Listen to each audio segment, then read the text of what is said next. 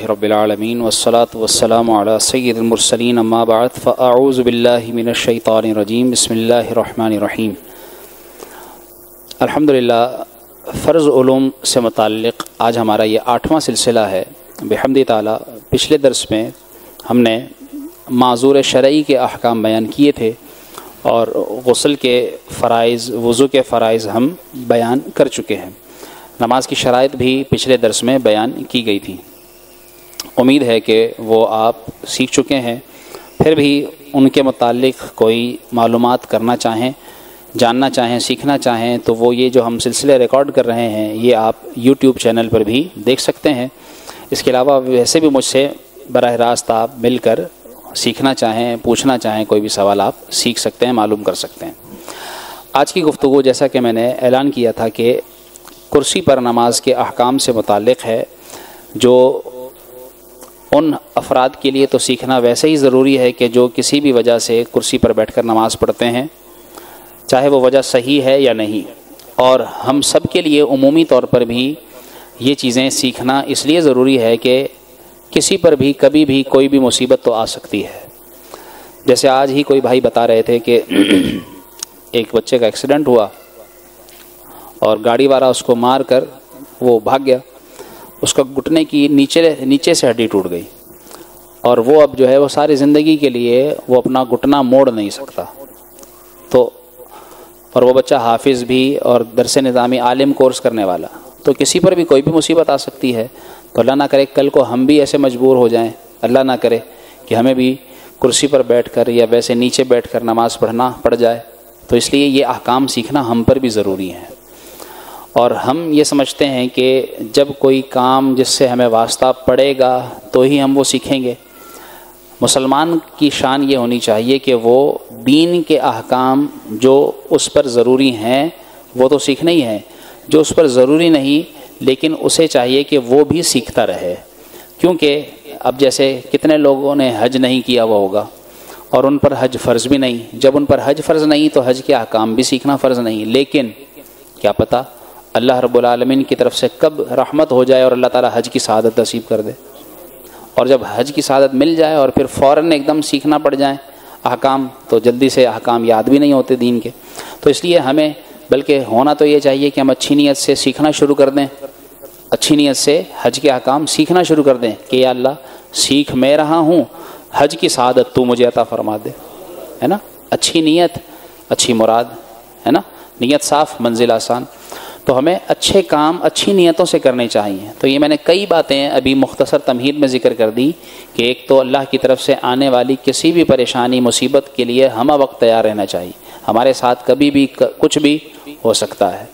تو اس لیے خود کو محفوظ نہ سمجھیں بلکہ اللہ سے عافیت طلب کرنی چاہیے کہ یا اللہ تو ہمیں دنیا و آخرت میں ہر معاملے میں عافیت عطا فرما، ہمیں آزمائش سے محفوظ فرما۔ ہم اس قابل نہیں کہ ہم آزمائش برداشت کر سکیں، ہم اس قابل نہیں، اس لیے اللہ سے عافیت کی دعا کرنی چاہیے۔ اسی لیے ہم عربی میں جب دعا کرتے ہیں اللہم انا نسألک العفو والعافیت، کہ اللہ ہم سوال کرتے ہیں عفو کا، درگزر کا، والعافیت اور عافیت کا، والمعافات اور دونوں طرف سے درگزر کا، کہ یا اللہ ہماری پکڑ تو نہ کرنا، اور یا اللہ ہم تیری طرف سے جو بھی رحمت ہے، جو بھی نعمت عطا ہے، ہم اس پر راضی ہیں۔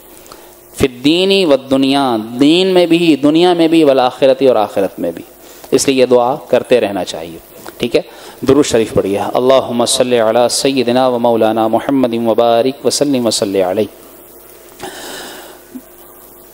کرسی پر نماز کے احکام سے متعلق اول تو یہ تمہید سمجھ لیجئے، اس کے متعلق انشاءاللہ جن حضرات کو یہ تحریر چاہیے ہو، یعنی جو میں بیان کروں گا وہ میں لکھ بھی چکا ہوں، جن کو یہ تحریر درکار ہو تو وہ رابطہ کیجئے، انشاءاللہ ان کو وہ تحریر بھی بھیج دیں گے تاکہ وہ پورا پڑھ بھی سکیں، کسی کو دکھانا چاہیں تو دکھا بھی سکیں۔ اس میں حوالے بھی موجود ہیں اور مکمل تفصیل بھی موجود ہے۔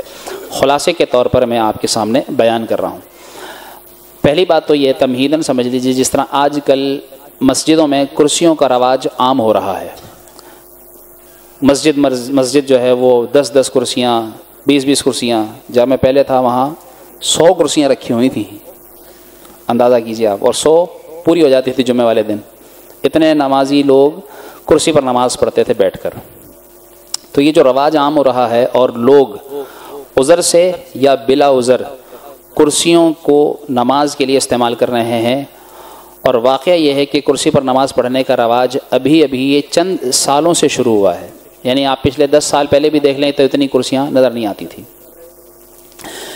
اس سے پہلے بھی لوگ بیمار ہوتے تھے. یہ بڑی یعنی ایسی جامع گفتگو آپ کے گوش گزار کر رہا ہوں کہ اب ایسا کیا ہو گیا کہ اتنی کرسیوں کا جو ہے وہ استعمال شروع ہو گیا. پہلے بھی لوگ بیمار ہوتے تھے اور انہیں بھی کوئی نہ کوئی عذر لاحق ہوتا تھا، مگر کبھی لوگوں کو اس وقت نماز کرسیوں پر پڑھنے کی نہیں سوجھی. اکثر دیکھنے میں آیا ہے اور سنا بھی یہ ہے کہ لوگ اچھے خاصے ہیں، چلتے پھرتے ہیں، اٹھتے بیٹھتے ہیں، اپنے گھروں سے چل کر آتے ہیں، مگر نماز کے وقت خود ہی کرسی کھینچ کر اس پر نماز پڑھتے ہیں. ذرا تحمل سے سنیے گا. میں عرض کر دوں، میں کسی پر تنقید نہیں کر رہا، معاذ اللہ میں کسی پر تان نہیں کر رہا، میں اپنی ذمہ داری پوری کر رہا ہوں. جو مجھ پر ذمہ داری ہے کہ میں علم دین رکھتا ہوں اور میرا یہ فرض ہے، میری ذمہ داری ہے کہ میں صحیح احکام، صحیح بات آپ تک پہنچاؤں، تاکہ اس کی روشنی میں آپ خود اپنی عقل کو استعمال کرتے ہوئے صحیح اور غلط کا فیصلہ کر سکیں. یہ صورتحال اس بات کو سمجھنے کے لیے کافی ہے کہ لوگ تکاسل، کسلان، سستی، تغافل، غفلت کی وجہ سے اور نماز کی اہمیت سے بے خبر ہونے کی وجہ سے شاید کرسی استعمال کرتے ہیں، اور اس لیے انہیں توجہ دلانے کی ضرورت ہے. ایک تو یہ بات ہوئی. دوسری طرف اس سے بھی انکار نہیں کہ بعض اللہ کے بندے واقعی عذر اور شدید مجبوری میں کرسی کا استعمال کرتے ہیں. ایسے لوگ بھی ہیں اور بڑی تعداد ہے ایسی، اور ان کا وہ عذر شرعی بھی ہوتا ہے اور معقول بھی ہوتا ہے. اور آج کل جو جسمانی کمزوریاں ہیں اور پھر نئی قسم کی جو بیماریاں ہیں، اس وجہ سے بھی بہت سے لوگ جو ہے وہ اصحاب عذر ہو گئے ہیں، یعنی ان کو عذر لگ گیا ہے. 50 سال پہلے کس کو پتا تھا کہ بلڈ پریشر کیا ہوتا ہے، شوگر کیا ہوتا ہے، اور یہ جو ہے وہ مختلف آج کل جو نئی بیماریاں ہیں جن کے نام بھی اب ہم سنتے ہیں. پہلے ہوتی ہوں گی، یہ سب کچھ ہوتا ہوگا، لیکن اب چونکہ ان کی دریافت ہو گئی، ایجاد تو نہیں کہیں گے، تھی تو، لیکن اب وہ دریافت ہو گئیں، اب اس ڈائگنوز ہونا شروع ہو گئیں، مشینیں ایجاد ہو گئیں وغیرہ وغیرہ جو بھی، تو اس لیے یہ ساری چیزیں اب سامنے آنا شروع ہو گئیں.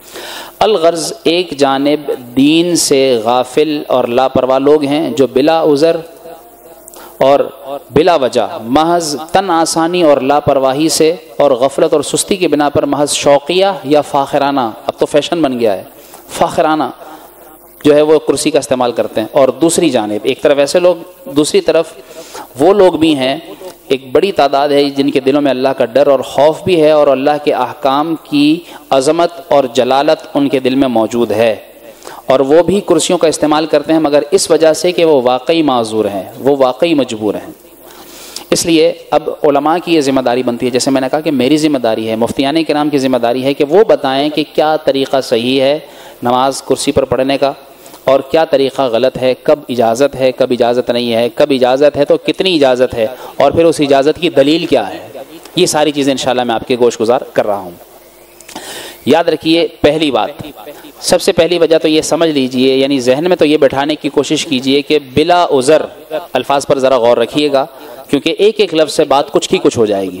ٹھیک ہے، بلا عذر کرسی پر نماز ناجائز ہے، یہ طے ہے. بلا عذر، کسی عذر کی وجہ سے نہ ہو تو پھر کوئی عذر نہ ہو جب، تو ایسی صورت میں کرسی پر نماز ناجائز ہے. لہٰذا اب یہ بات اگر ذہن میں آ گئی، اب اس کی ایک وجہ تو یہ ہے، اس کی یعنی اس کے ناجائز ہونے کی وجہ، یعنی دلیل بھی تو بتاؤں نا آپ کو کہ کیوں ناجائز ہے. اس کی وجہ یہ ہے، یہ ان لوگوں کے لیے ہے جن کو عذر نہیں ہے. ان کی بات نہیں ہو رہی ہے بھی جن کو عذر ہے، ان کی بات نہیں کر رہا میں، یہ ان کی بات ہو رہی ہے جن کو عذر نہیں ہے، کہ نماز میں قیام، کھڑے ہونا، رکوع کرنا اور سجدہ، یہ سب داخل ہیں اور یہ سب فرض ہیں. یہ سب کیا چیزیں ہیں؟ فرض ہیں.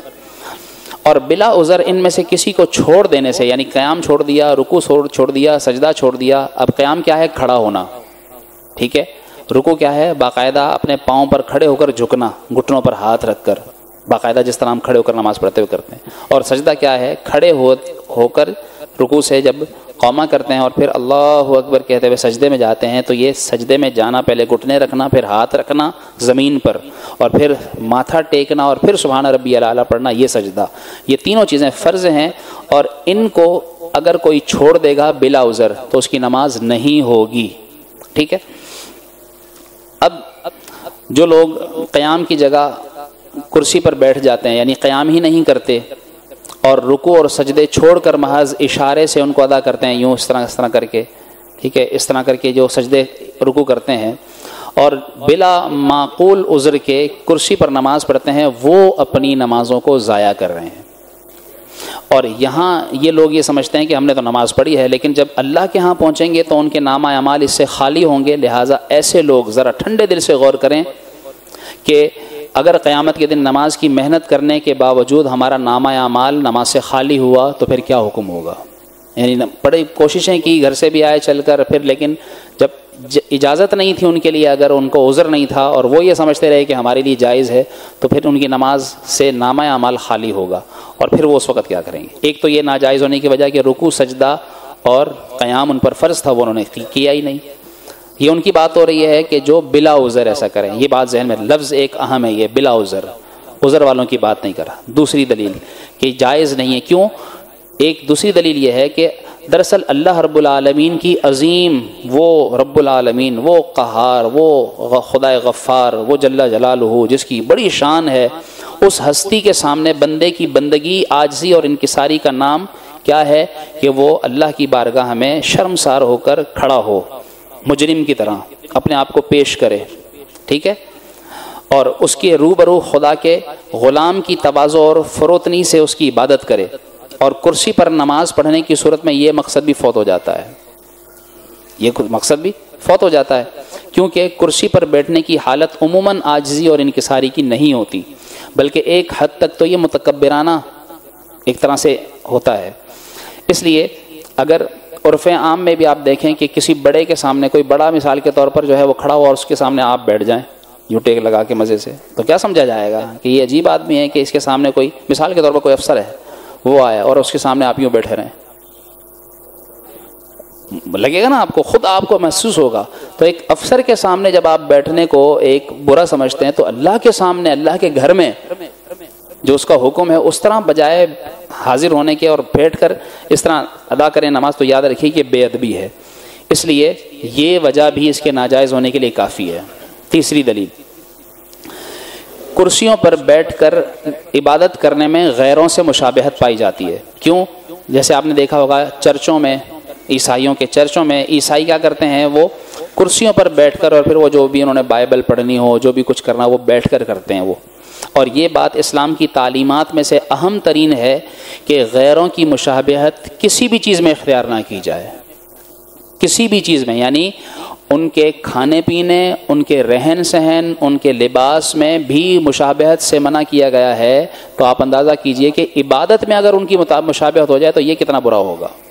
تو یہ بھی جو ہے وہ ان کی مشابہت ہو جاتی ہے کہ اسی طرح اگر کرسیاں لگنے لگ جائیں ان کے چرچوں کی طرح، اور پھر جو ہے وہ مسلمان بیٹھ کر نماز پڑھنے لگیں بلا عذر. یہ بات ذہن میں رکھیے گا بار بار، اسی لیے توجہ دلا رہا ہوں، بلا عذر. تو پھر یاد رکھیے کہ یہ اس حدیث کی وعید میں داخل ہوگا، من تشبہ بقوم فہو منہم، کہ جس نے کسی قوم سے مشابہت کی وہ انہی میں سے ہے.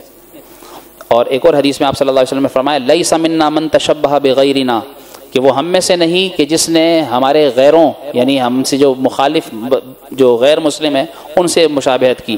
لا تشبہوا بالیہود ولا بالنصارى، نہ تم یہودیوں سے مشابہت کرو اور نہ نصرانیوں سے. فإن تسلیم الیہود الاشارۃ بالاصابع وتسلیم النصارى الاشارۃ بالاکف.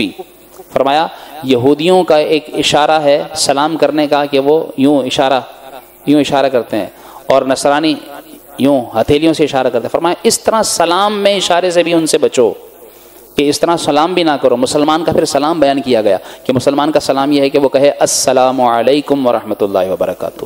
اس طرح سے یہ کرنا اور یہ کرنا، یہ یہودیوں نصرانیوں کا طریقہ ہے. اس طرح سلام سے بھی بچنے کا حکم ہے.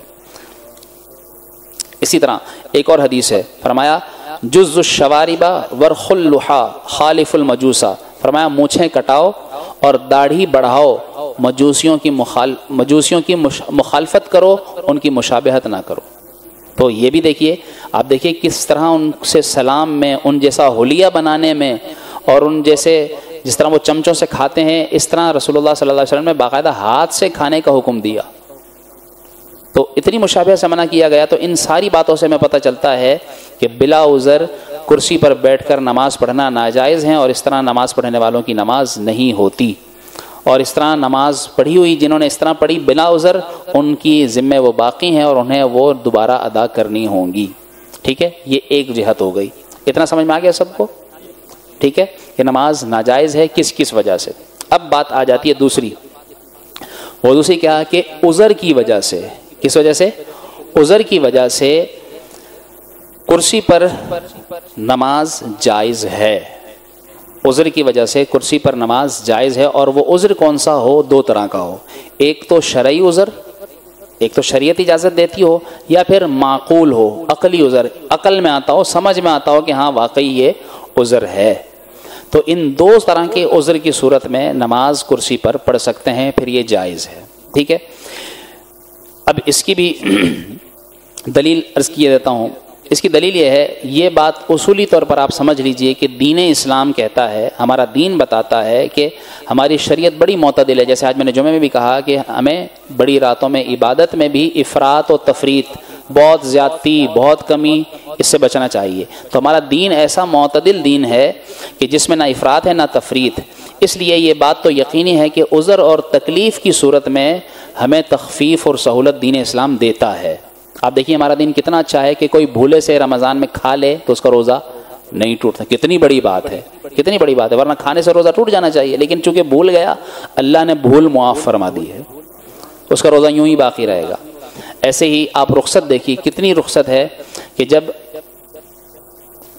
کسی شخص کے اوپر کوئی ایسا عذر آ جائے، جیسے معذور شرعی کا ہم نے پچھلے ہی جمعے بیان کیا کہ جس کے اوپر ایسا عذر آ جائے کہ اس کا وضو باقی نہیں رہتا، تو اب دین کہتا ہے کہ اس عذر کی وجہ سے اس کا وضو نہیں ٹوٹے گا، بے شک اس کا جو ہے وہ عذر بار بار ہوتا رہے۔ مثال کے طور پر خون نکلنے سے وضو ٹوٹ جاتا ہے، لیکن وہ معذور شرعی بن گیا، تو اب معذور شرعی بننے کی وجہ سے اب اس کا وضو نہیں ٹوٹے گا اور وہ نمازیں پڑھ سکتا ہے۔ کتنی بڑی بات ہے۔ ٹھیک ہے، تو ہمارا دین یہ ہمیں بتاتا ہے۔ چنانچہ اس لیے اصول یہ ہے کہ بیماری اور تکلیف یہ تخفیف احکام کا سبب ہے۔ بیماری اور تکلیف، اس سے کیا ہوگا، ہمارا جو ہم پر حکم ہے اس میں ہمیں آسانی دی جائے گی۔ اور اس لیے علماء فرماتے ہیں، وہ قاعدہ ہے المشقت تجلب التیسیر، کہ جو مشقت ہو یعنی کسی کے اوپر مشکل ہو تو پھر وہ آسانی پیدا کرتی ہے۔ یعنی دین ہمیں کہتا ہے کہ جب کسی پر کوئی مصیبت آ جائے تو اس کے لیے آسانی ہے۔ دیکھیں نا، اگر مثال کے طور پر کسی کے پاس کھانے کا نہیں ہے، کچھ بھی نہیں ہے، نہ کوئی اس کو دے رہا ہے، نہ اس کے پاس ہے، نہ مل رہا ہے، مثال کے وجہ سے زلزلہ آیا، لوگ دب گئے، اب کیا ہے، اس کے پاس نہ اس کو کوئی نکال رہا ہے، وہ دبا ہوا ہے، تو اب اس کو حکم یہ کیا ہے، اپنی جان بچانے کے لیے اس کو مٹی بھی کھانا پڑے وہ کھا لے۔ مٹی کھانا حرام ہے ویسے، لیکن اگر جان بچانے کے لیے اس کو کھانی پڑے تو کھا لے گا۔ ایسے ہی کوئی گن رکھ دے، کہو کہ تم مسلمان نہیں ہو، تو اس کو جان بچانے کے لیے اگر یہ کہنا پڑ جائے تو وہ کہے گا، اس کو اجازت ہے، دین اجازت دیتا ہے۔ تو یہ رخصت ہوئی نا کہ مشقت آئی تو حکم میں آسانی مل گئی کہ چلو بھائی اب آسانی ہے، کہ جو آسانی اختیار کرنے سے تمہاری جان بچ جائے، جو آسانی اختیار کرنے سے تمہارا دین بچ جائے تو تم وہ کر سکتے ہو۔ تو ایسے ہی دیکھیے اب اس میں آسانی کیوں نہیں ملے گی، ضرور ملے گی۔ اس لیے قاعدہ اس کا جو میں نے آپ کو بیان کیا، اب اس کے درجات ہیں۔ اب یعنی مشقت تو ہے، تکلیف تو ہے، لیکن اس کے درجے ہیں نا۔ کوئی ایسا ہے کہ وہ کھڑا ہو ہی نہیں سکتا، کھڑا ہی نہیں ہو سکتا۔ اب جو کھڑا ہی نہیں ہو سکتا وہ مسجد کیسے آ سکے گا؟ بات سمجھنے کی ہے نا۔ مطلب یہ کہ جو کھڑا ہو ہی نہیں سکتا، مطلب وہ واش روم جا رہا ہے مثال کے طور پر، چل کر جا رہا ہے، کھڑا ہو کر جا رہا ہے، کھڑے ہو کر ظاہر سی بات ہے وہ بیٹھ رہا ہے، پھر حاجت سے فارغ ہو کر کھڑا ہو رہا ہے، چاہے ایک دفعہ صحیح، چاہے ایک ہی دفعہ صحیح ہو تو رہا ہے نا، اٹھ بیٹھ کر تو رہا ہے وہ۔ تو اتنی مطلب اس میں طاقت ہے کہ جب وہ اپنے گھر میں مثال، سب تو کموڈ یوز نہیں کرتے، بعض ایسے ہوتے ہیں کہ جو گھر میں وہ جو ہے WC ہوتی ہے تو وہ یوز کرتے ہیں، چاہے ایک دفعہ اس نے بیٹھنا ہے دن میں یا 2 دفعہ، اس میں اتنی طاقت ہے۔ اس کا مطلب تو معلوم ہوا کہ مشقت کے درجے ہے، کوئی 2 دفعہ بیٹھ سکتا ہے، اٹھ سکتا ہے، 3 دفعہ نہیں بیٹھ سکتا، کوئی 1 دفعہ کر سکتا ہے، کوئی 4 دفعہ صرف فرض پڑھ سکتا ہے، سنت اور نفل کھڑے ہو کر نہیں پڑھ سکتا۔ بات سمجھ رہے ہیں؟ تو اس لیے حکم یہ ہے کہ وہ جتنا اس کا عذر ہے اس عذر کو وہ اتنا ہی استعمال کرے گا۔ اب اگر کوئی یہ کہے کہ میں جو ہے وہ سجدہ نہیں کر سکتا لیکن رکوع کر سکتا ہوں، کھڑا ہو سکتا ہوں، قیام کر سکتا ہوں، تو اب اس پر قیام بھی فرض رہے گا، رکوع بھی فرض رہے گا، صرف سجدہ وہ بیٹھ کر کرے گا۔ کوئی یہ کہتا ہے کہ میں کھڑا بھی ہو سکتا ہوں، رکوع بھی کر سکتا ہوں، سجدہ بھی کر سکتا ہوں، لیکن اتحیات میں نہیں بیٹھ سکتا، میرے پاؤں نہیں مڑتے، مجھ سے بیٹھا نہیں جاتا، تو اس کے بارے میں بھی حکم یہ ہے کہ وہ اگر گھٹنوں کے بل جو ہے وہ بیٹھ سکتا ہے تو گھٹنوں کے بل بیٹھے گا۔ مطلب خلاصہ کیا کہ جس پر جتنی مشقت ہے وہ اس مشقت میں صرف اتنی قسم کی ہی آسانی استعمال کر سکتا ہے۔ علماء نے باقاعدہ بیان کیا ہر قسم کی تکلیف مرض اس سے مراد نہیں ہے، بلکہ وہ مرض اور تکلیف جس سے انسانی کو شدید پریشانی لاحق ہوتی ہو، ورنہ تھوڑی بہت تکلیف تو ہر کام میں ہوتی ہے، حتیٰ کہ خود نماز پڑھنا یہ بھی تو ایک مشکل کام ہے۔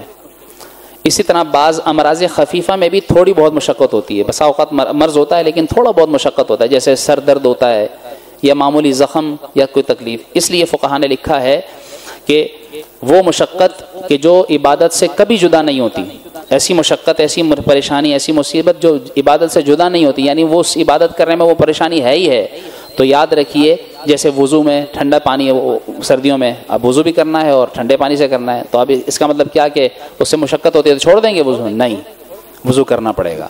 تو بعض ایسی مشقت ہوتی ہیں جو رہتی ہیں، تو ان کی وجہ سے یاد رکھیے وہ عذر نہیں مانا جائے گا۔ اور بعض ایسی مشقت ہوتی ہیں کہ بسا اوقات وہ ایسی مشقت ہوتی ہے کہ وہ ناقابل برداشت ہوتی ہے، یعنی وہ اگر مثال کے طور پر اگر کوئی اس صورت میں وہ آسانی اختیار نہ کرے تو اب اس کی بیماری بڑھ جائے گی، یا وہ جو ہے بیٹھے گا تو اس کا گھٹنا ٹوٹ جائے گا، یعنی ایسا مثال کے طور پر اس کا یہاں ٹانکے لگے ہوئے ہیں اور ڈاکٹر نے اس کو کہا ہے کہ اب تم نے اس کو حرکت نہیں دینی، اب اگر وہ حرکت دے گا تو اس کے ٹانکے کھل جائیں گے۔ تو اب یہ ہے بات سمجھ میں آنی۔ تو ایسی جب مشقت ہوگی تو ایسی صورت میں اب اس کو اتنی ہی رخصت ہوگی جتنی رخصت وہ اختیار کر سکتا ہے۔ تو اگر وہ کھڑے ہو کر نماز پڑھ سکتا ہے، قیام کر سکتا ہے تو قیام کرے گا۔ علماء نے بیان فرمایا حتیٰ کہ اگر وہ دیوار کے سہارے، یا پہلے کے دور میں غلام نوکر ہوتے تھے تو اس کے سہارے اگر کھڑا ہو سکتا ہے تو اس کے سہارے کھڑے ہو کر نماز پڑھے گا۔ بات سمجھ گئے؟ تو یہاں پر حکم کیا ثابت ہوا کہ وہ لوگ کہ جو عذر سے نماز پڑھتے ہیں ان کے لیے عذر سے نماز پڑھنا جائز ہے۔ اگر تو ان کا عذر ایسا ہے کہ وہ پوری نماز نہ کھڑے ہو سکتے ہیں، نہ رکوع کر سکتے ہیں، نہ سجدہ کر سکتے ہیں، نہ تحیات پڑھ سکتے، تو پھر تو وہ پوری نماز جو ہے وہ بیٹھ کر پڑھ سکتے ہیں۔ لیکن اگر وہ کھڑے ہو کر قیام کر سکتے ہیں، یا رکوع کر سکتے ہیں، یا سجدہ کر سکتے ہیں، یا تحیات کر سکتے ہیں، تو جو کر سکتے ہیں ان کو وہ ویسے کرنا ہوگا، اور جو نہیں کر سکتے اس کے لیے پھر وہ کرسی استعمال کریں گے۔ ٹھیک ہے، بات سمجھ میں آ گئی ساری ہے؟ یہ بات پوری ہوئی۔ اس کے بعد ایک اور چیز، اس کی دلیل، یعنی علماء فرماتے ہیں کہ یہ جائز کہاں سے ہے۔ اچھا، میں چونکہ یہ فرض علوم ہم عوام کے لیے بیان کر رہے ہیں تو بہت ساری ہو سکتا ہے ایسی باتیں ہوں کہ سمجھ نہ آئے، اس لیے میں موٹی موٹی باتیں ذکر کر رہا ہوں، پوری میں نے کہا تھا نا تحریر میں آپ کو بھیج دوں گا۔ آخری بات یہ اس ضمن میں کہ اس کی دلیل کیا ہے، علماء نے بیان فرمایا ہے جیسے کوئی سواری پر ہے، جیسے پہلے جو ہے وہ لوگ گھوڑوں پر سفر کرتے تھے، اونٹوں پر سفر کرتے تھے، تو بسا اوقات ایسا خطرہ ہوتا تھا کہ اگر وہ اونٹ سے اترے گا یا گھوڑے سے اترے گا، سواری سے اترے گا، اب آج کے دور کے حساب سے لے لیں کہ ٹرین ہے یا چلتی ہوئی بس ہے یا جہاز ہے، اب اس سے تو اتر تو نہیں سکتا وہ کہ اتر کے اس پہ سے نماز پڑھے۔ تو علماء نے اس چیز کو دلیل بنایا ہے کہ باقاعدہ کہ اگر کسی درندے کا خوف ہے، پہلے سنسان جگہ پر سناٹے میں جو لوگ سفر کرتے تھے کہ اترا تو کوئی درندہ آ جائے گا، ٹھیک ہے، یا کوئی اتنا کمزور ہے کہ اس کو کسی نے سواری پر بٹھا دیا تھا، اب وہ کسی کے سہارے نہ اتر سکتا ہے بغیر سہارے کے اور نہ بغیر سہارے کے چڑھ سکتا ہے، تو اب وہ نماز کا کیا کرے؟ تو اس کے بارے میں حکم تھا کہ وہ نماز جو ہے وہ اس سواری پر بیٹھے بیٹھے ادا کر لے۔ ٹھیک ہے، تو اب دیکھیں نا یہ دلیل مل گئی، تو وہ بھی تو کرسی کی مانند ہو گیا نا، گویا وہ زمین پر نہیں ہے، وہ اس اوپر ہے کسی چیز کے، تو وہ اس سواری پر ہونے کی وجہ سے وہ کرسی کی مانند ہو گیا۔ تو علماء نے اس چیز کو جواز بناتے ہوئے فرمایا کہ جس طرح اسے اجازت ہے کہ وہ چلتی سواری پر بیٹھے بیٹھے نماز ادا کر سکتا ہے، ایسے ہی عذر کی وجہ سے کرسی پر بیٹھ کر نماز پڑھنے کی اجازت ہے۔ ٹھیک ہے، اور اس کے بہت سارے دلائل ہیں، وہ آپ دلائل بھی انشاءاللہ تعالیٰ آپ تحریر میں پڑھ سکتے ہیں۔ اس کے علاوہ ایک رسالہ ملتا ہے کرسی پر نماز پڑھنے کے احکام، وہ بھی انشاءاللہ اگر آپ کو درکار ہو تو وہ بھی آپ طلب فرمائیے گا، انشاءاللہ میرے پاس ہوا تو میں ورنہ انشاءاللہ کہیں سے منگوا کر آپ کو مہیا کر دیں گے، اس میں بھی یہ ساری تفصیل لکھی ہوئی ہے۔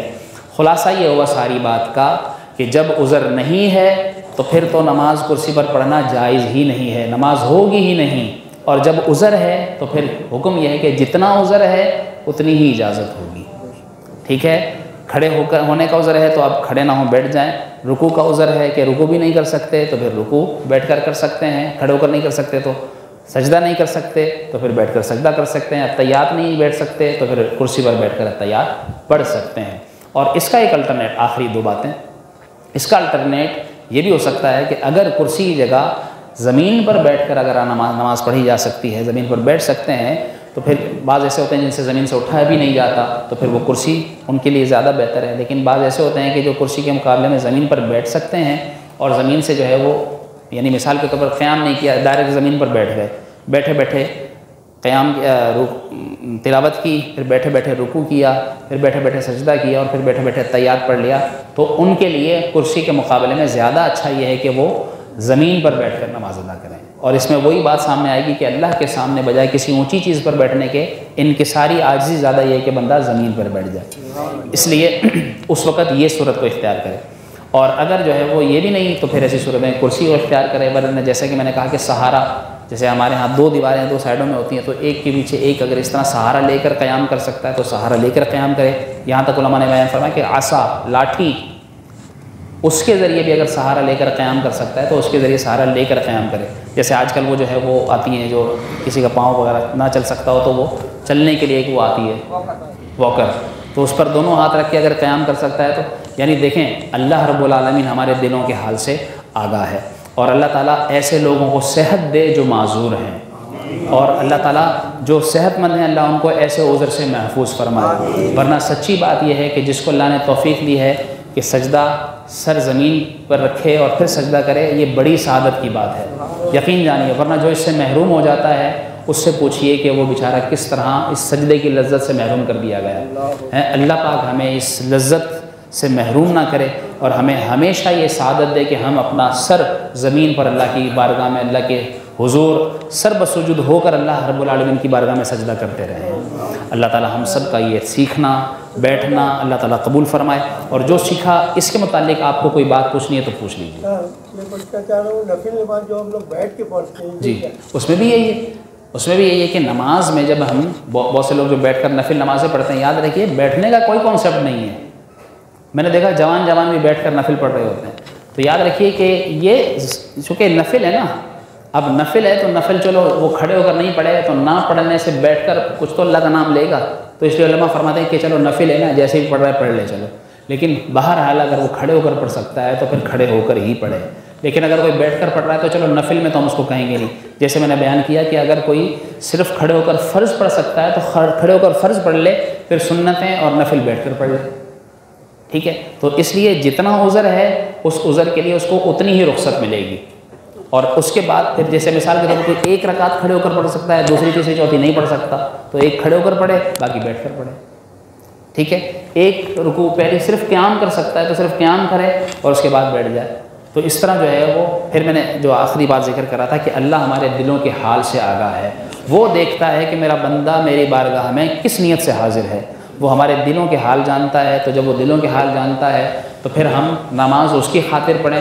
کوئی ہمیں کہے کہ بھائی یہ کرسی پڑھ رہا ہے یا کوئی بیٹھ کر پڑھ رہا ہے یا یہ اس طرح پڑھ رہا ہے یا اس طرح پڑھ رہا ہے، کسی سے بھی آپ تعلق بجائے اس کو ذہن میں رکھنے کے وہ مجھے دیکھ رہا ہے، مجھے یہ سوچیں کہ مجھے میرا رب دیکھ رہا ہے، میں اس کی خاطر نماز پڑھ رہا ہوں اور میں نے اس کی بارگاہ میں جانا ہے، تو وہی مجھے اس نماز کا ثواب بھی دے گا، وہی اس نماز کو قبول بھی کرے گا، وہی چاہے گا تو میرے منہ پر مار دی جائے گی، ٹھیک ہے۔ اور کسی نے کوئی بات پوچھنی ہے؟ اگر کسی کو کوئی ڈاؤٹ ہے تو پوچھ لے، کیونکہ یہ بڑا اہم مسئلہ ہے، یہ مسئلہ امید ہے کہ آگے لوگوں تک آپ پہنچائیں گے، اور یہ میں نے اس لیے پورا سلسلہ صرف اسی پر کیا کہ تاکہ آپ یہ احکام سیکھ لیں اور یہ جان لیں، تاکہ کسی کے ذہن میں ہو سکتا ہے کوئی غلط فہمی ہو یا کوئی غلط کانسیپٹ بیٹھا ہوا ہو تو وہ کلیئر ہو جائے۔ اور کسی کے ذہن میں کوئی سوال؟ چلیں الحمدللہ سمجھ میں آ گیا، اللہ تعالیٰ یہ بیٹھنا قبول فرمائے۔ اللہم صلی علی سیدنا و مولانا محمد مبارک وسلم وصلی علیہ یا رب العالمین یہ جو سیکھا ہمیں اسے یاد رکھنے، اس پر عمل کرنے، اسے دوسروں تک پہنچانے کی توفیق عطا فرما، ہمارے رزق میں برکت عطا فرما، ہمارے جسم میں برکت عطا فرما، ہماری جان میں برکت عطا فرما، ہماری طاقت میں برکت عطا فرما، یا اللہ ہمارے اعضاء میں برکت عطا فرما، ہمارے ذہن میں، دل میں برکت، قوت عطا فرما، یا اللہ ہمیں تیری عبادت جس طرح حق ہے اس طرح حق ادا کرتے ہوئے عبادت کرنے کی توفیق عطا فرما، یا اللہ یا رب العالمین ہمیں چستی، توانائی، طاقت کے ساتھ تیری بارگاہ میں حاضری کی توفیق عطا فرما، الہ العالمین ہمیں کمزوری، ہمیں سستی سے الہ العالمین محفوظ فرما، تغافل سے، تکاسل سے، اور ہمیں یا اللہ بزدلی سے محفوظ فرما، جو ہمارے لیے بہتر ہو اپنی رحمت سے بن مانگے عطا فرما، وصلی اللہ تعالی علی خیر خلقہ محمد وعلی آلہ وصحبہ اجمعین برحمتک یا ارحم الراحمین، لا الہ الا اللہ محمد رسول اللہ۔